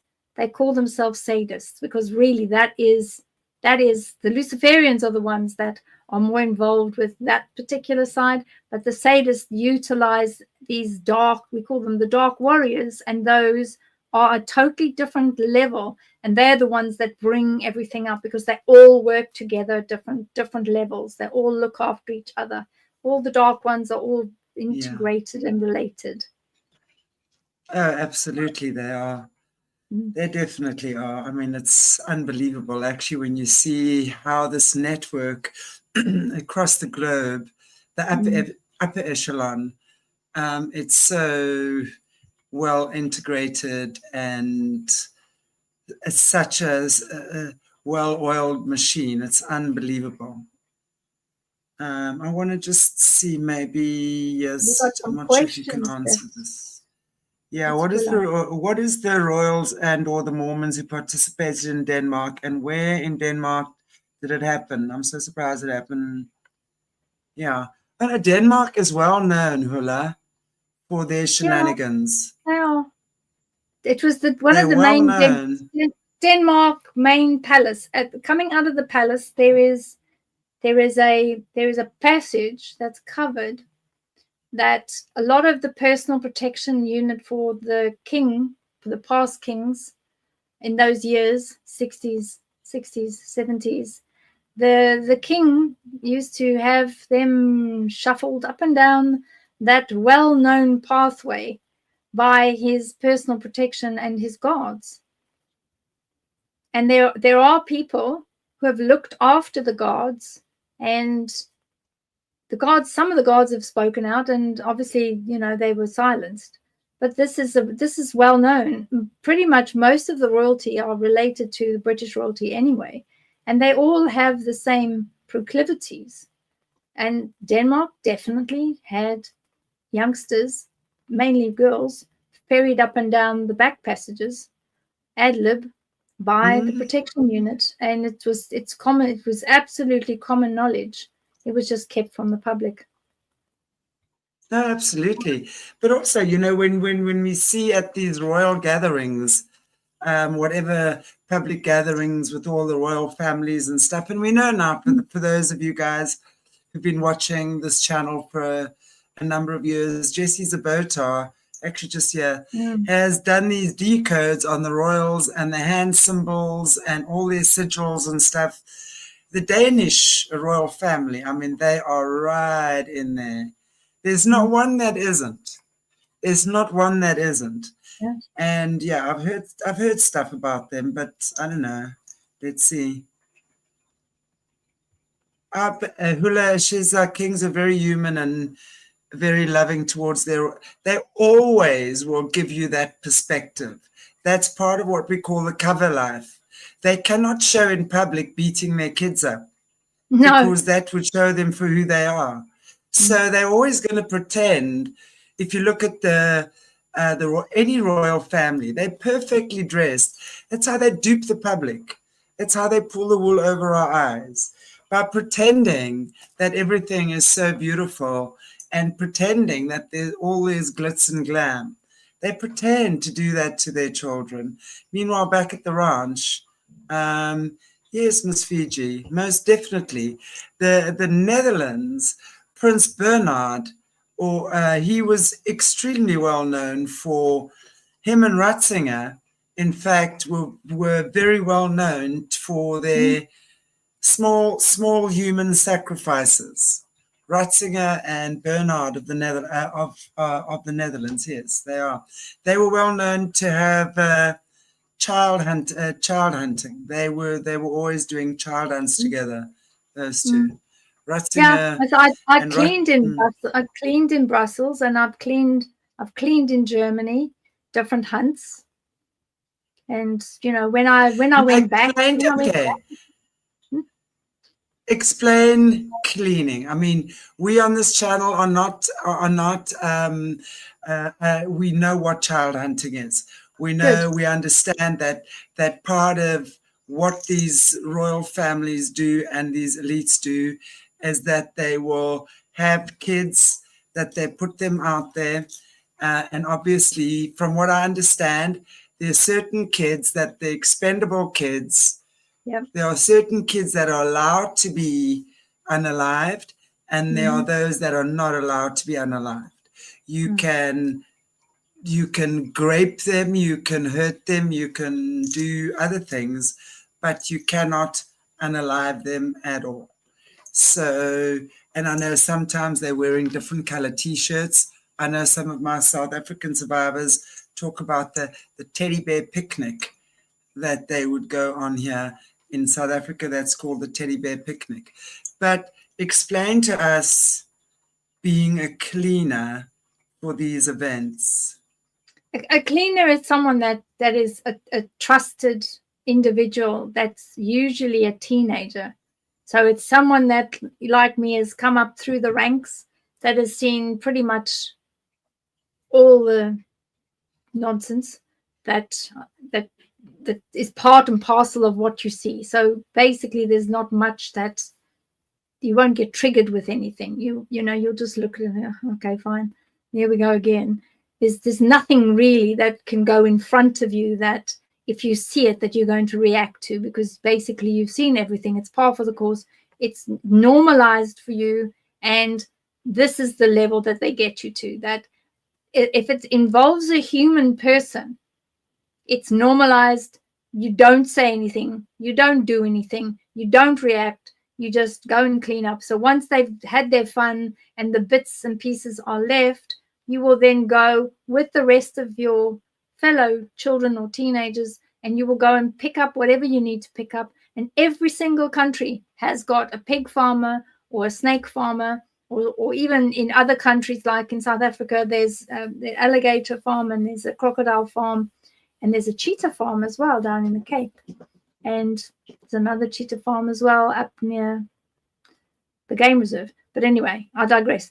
And what happens is that is transported. You take your buckets, you give them to whoever's doing the cleaning, and you give it to them, and you will explain where you got yours, where it was in either the forest or whatever it was that you were doing on the lands. And then they'll have an idea more or less of which child it was. And it's the bits that are left. So it's not the bits that have been eaten, not the liquid that runs within the body, and it's definitely not the key pieces that they want. So the eyes, the organs, in some cases, hands, depending, but it's mainly the eyes and the organs. And sometimes you'll have a collector that collects ears. And there was a collector in my time.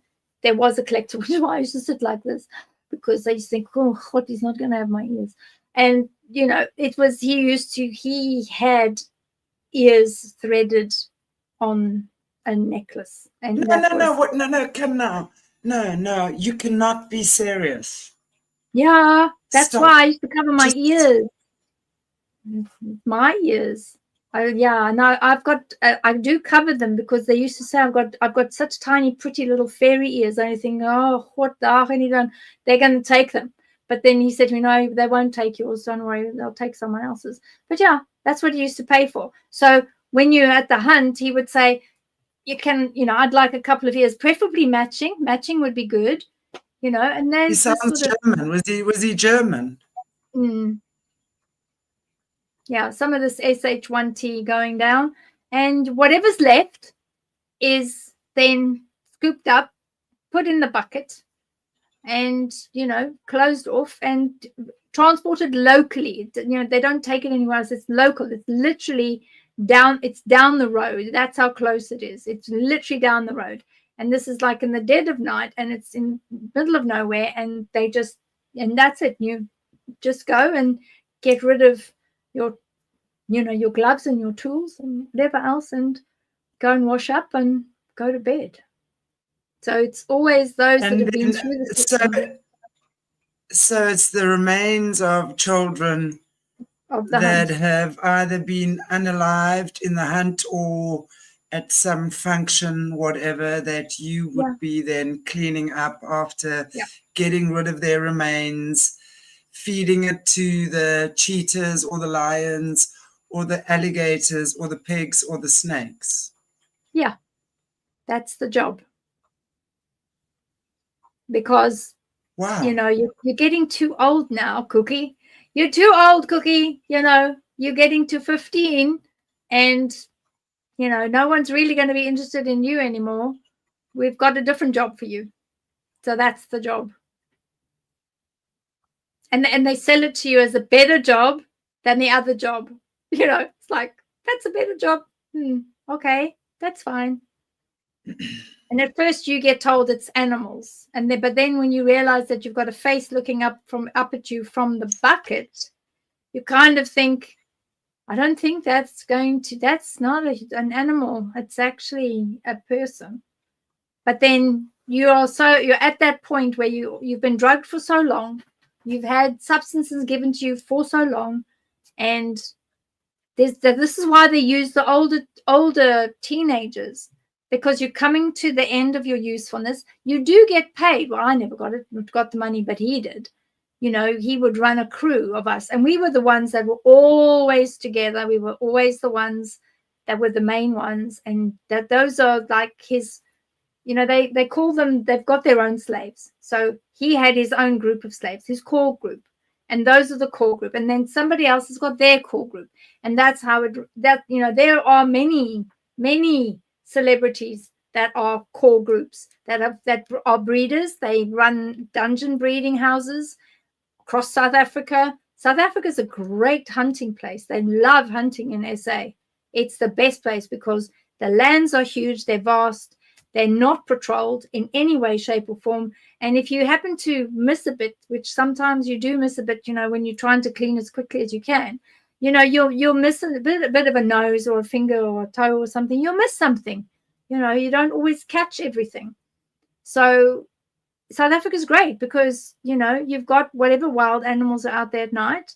And if it's not going down to the cheetah farm, or it's not going up the road to the alligator farm, if it's left out there, there's something that will, you know, a mongoose or a dassie or something, whatever it is, that it'll go and eat it.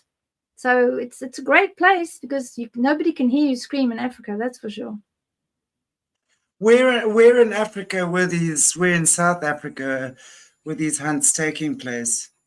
Or do they usually take? I would imagine they've got about 5 or 6 in different areas. They don't always use the same place. Sometimes farmers will think they will hire a farm from a farmer, because the farmer won't know. They will just say, we want to stage a hunt and we've got our own crew, which is true. They have their own crew.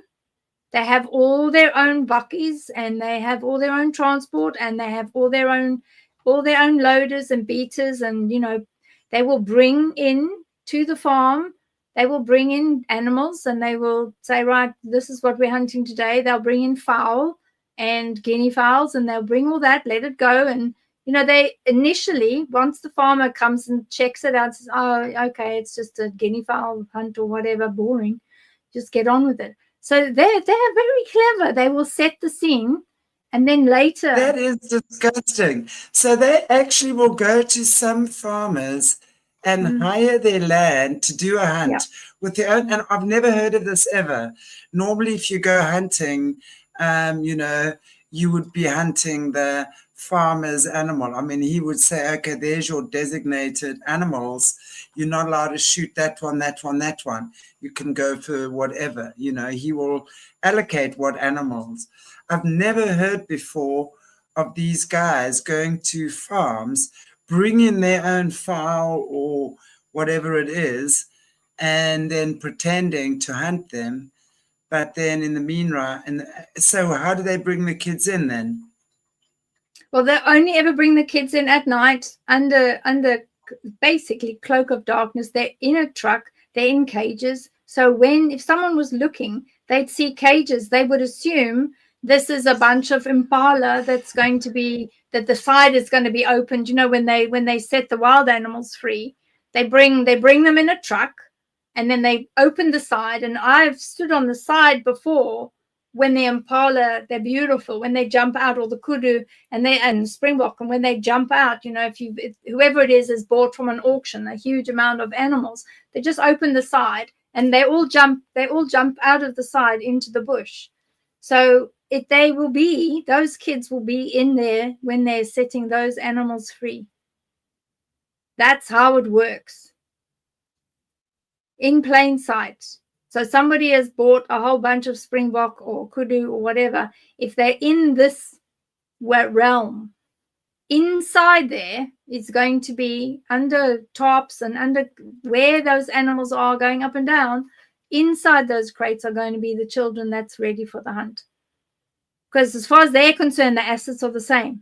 You've got children, and you've got springbok, and you've got kudu, and you've got all that, and we'll just open it up, and they'll go out, and then the rest of them will go and pick up the kids, and then they put them somewhere else.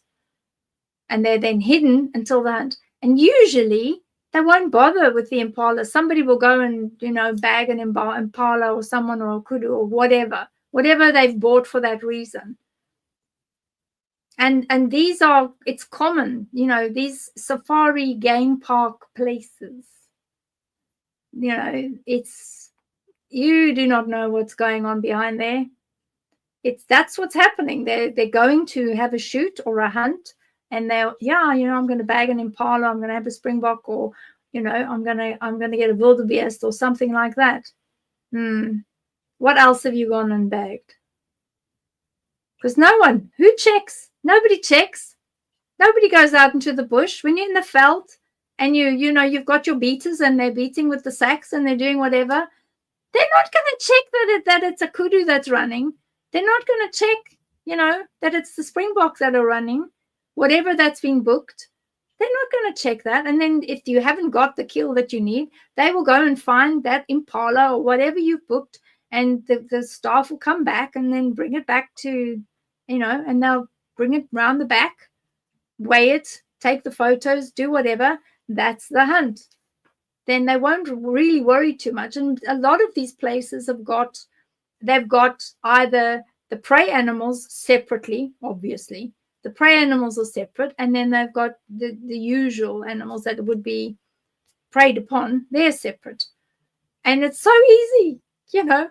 You can just pop into the enclosure and put whatever you've got. You'll take your buckets, give it to them, and they'll just go into the prey animals area and put the food down, hop it, open the doors, open the cage doors, and then they'll come in. Because, you know, when you feed them, you put the food in a certain place, get out, close it, close the diamond mesh, and then there they come. They know what time they get fed. So there goes your evidence. It's gone. Gets pooped out the next day.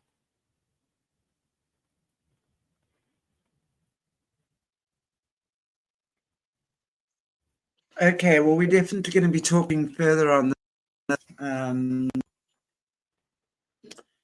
in the next few weeks. So I want to say thank you so much for sharing with us tonight, Beverly.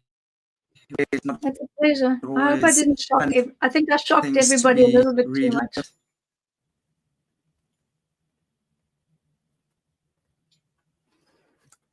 No, please, no.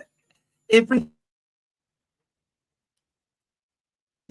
is shocking. You know, when we hear about these things, there's nothing for me that isn't shocking. We've heard about the bestiality stuff on this channel. We've, you know, it's so none of what you're telling us is new, but I'm loving hearing your personal experience around that, because often we don't hear the people who, like yourself, the cleaners, etc., right? In that sort of, speaking of your experience of that, I mean, it is grotesque, it is macabre, it is absolutely very, very disturbing that this is what goes on. But I know we're going to be moving on in your story as well, moving more into the South African in the next shows that we're doing. So thank you for that. I know that this is not easy, but I just wanted to really have today's show to paint the picture of your beginning as well. So thank you so much. I'm wondering if there's anything that you want to maybe just wrap up with before we close up for today. We wrap up for today. Okay. Well, thank you also for allowing me to tell my story, because, you know, I'm already late in life, as you know, and I think because I had the embargo against me for 25 years, I wasn't allowed to speak out, and I wasn't allowed back in the country for 15. I'm at this age now where it's like, okay, if they want to do something, then fine. But I think it's good for me to say it and talk about it, because maybe somewhere in the future it'll make a difference. Please God, it does. But, you know, at least it's out. But what I want to say to everybody is make the difference out there. If somebody ever comes to you as a survivor and tells the story, be considerate, empathetic, be the listener, make the difference, join the light, be a warrior of light for those people, because people like us have had to carry this burden for years and years and years and years with nobody to talk to, because people don't believe what we've been through. And there's not just me, there's hundreds of us over the world. There's hundreds of us that have been through similar situations. So be the difference, make the difference, be the person that they can go to, and you will listen to them. And even if you don't understand what they're saying, or you find it so shocking, at least try to mask that a bit and just be that person that makes the difference to one survivor. If you could do that, that would make the world a much better place. We're given a life, might as well live it. And this is where my motto is: I have a life and I'm going to live it. Whatever's left of my life, I will live, but I will have my say, and I will make sure people know what happens. So open the way for everybody else to be able to tell their story. Thanks, Shanti. Absolutely. And I so appreciate that, Beverly. Thank you so, so much. And I can see my internet is starting to get really bad. See myself kind of moving in half speed here. So thank you so much, everybody. I will see you back with Beverly on Monday again. And remember, this week we are still on Solutions with Shanti. But please subscribe to this channel as well. Like, share, subscribe, because this is the backup channel for Rising Africa. And when we YouTube on error, this is where we come. And then I can see myself freezing in very unattractive poses. I'm leaving now. Okay. Thank you so much, Shanti. And thank you to all the listeners and to everybody in the chat. Indeed. I will definitely see you back next Wednesday. Thank you, Beverly. And really just seeing what Lola is saying there, which is a nice comment. Your strength is contagious. Yeah. Absolutely it is. And we're going to be hearing a lot more as well. Thank you, Lola. And it is. We just love hearing the survivors speak. And Thank you for giving us a voice. And with next Monday, other bits and pieces coming up next Monday. I wanted to, gosh, yeah, indeed. Okay, guys, I'm going to sign off. God bless you all. Take care. And until we see each other on Wednesday again, don't be good. Just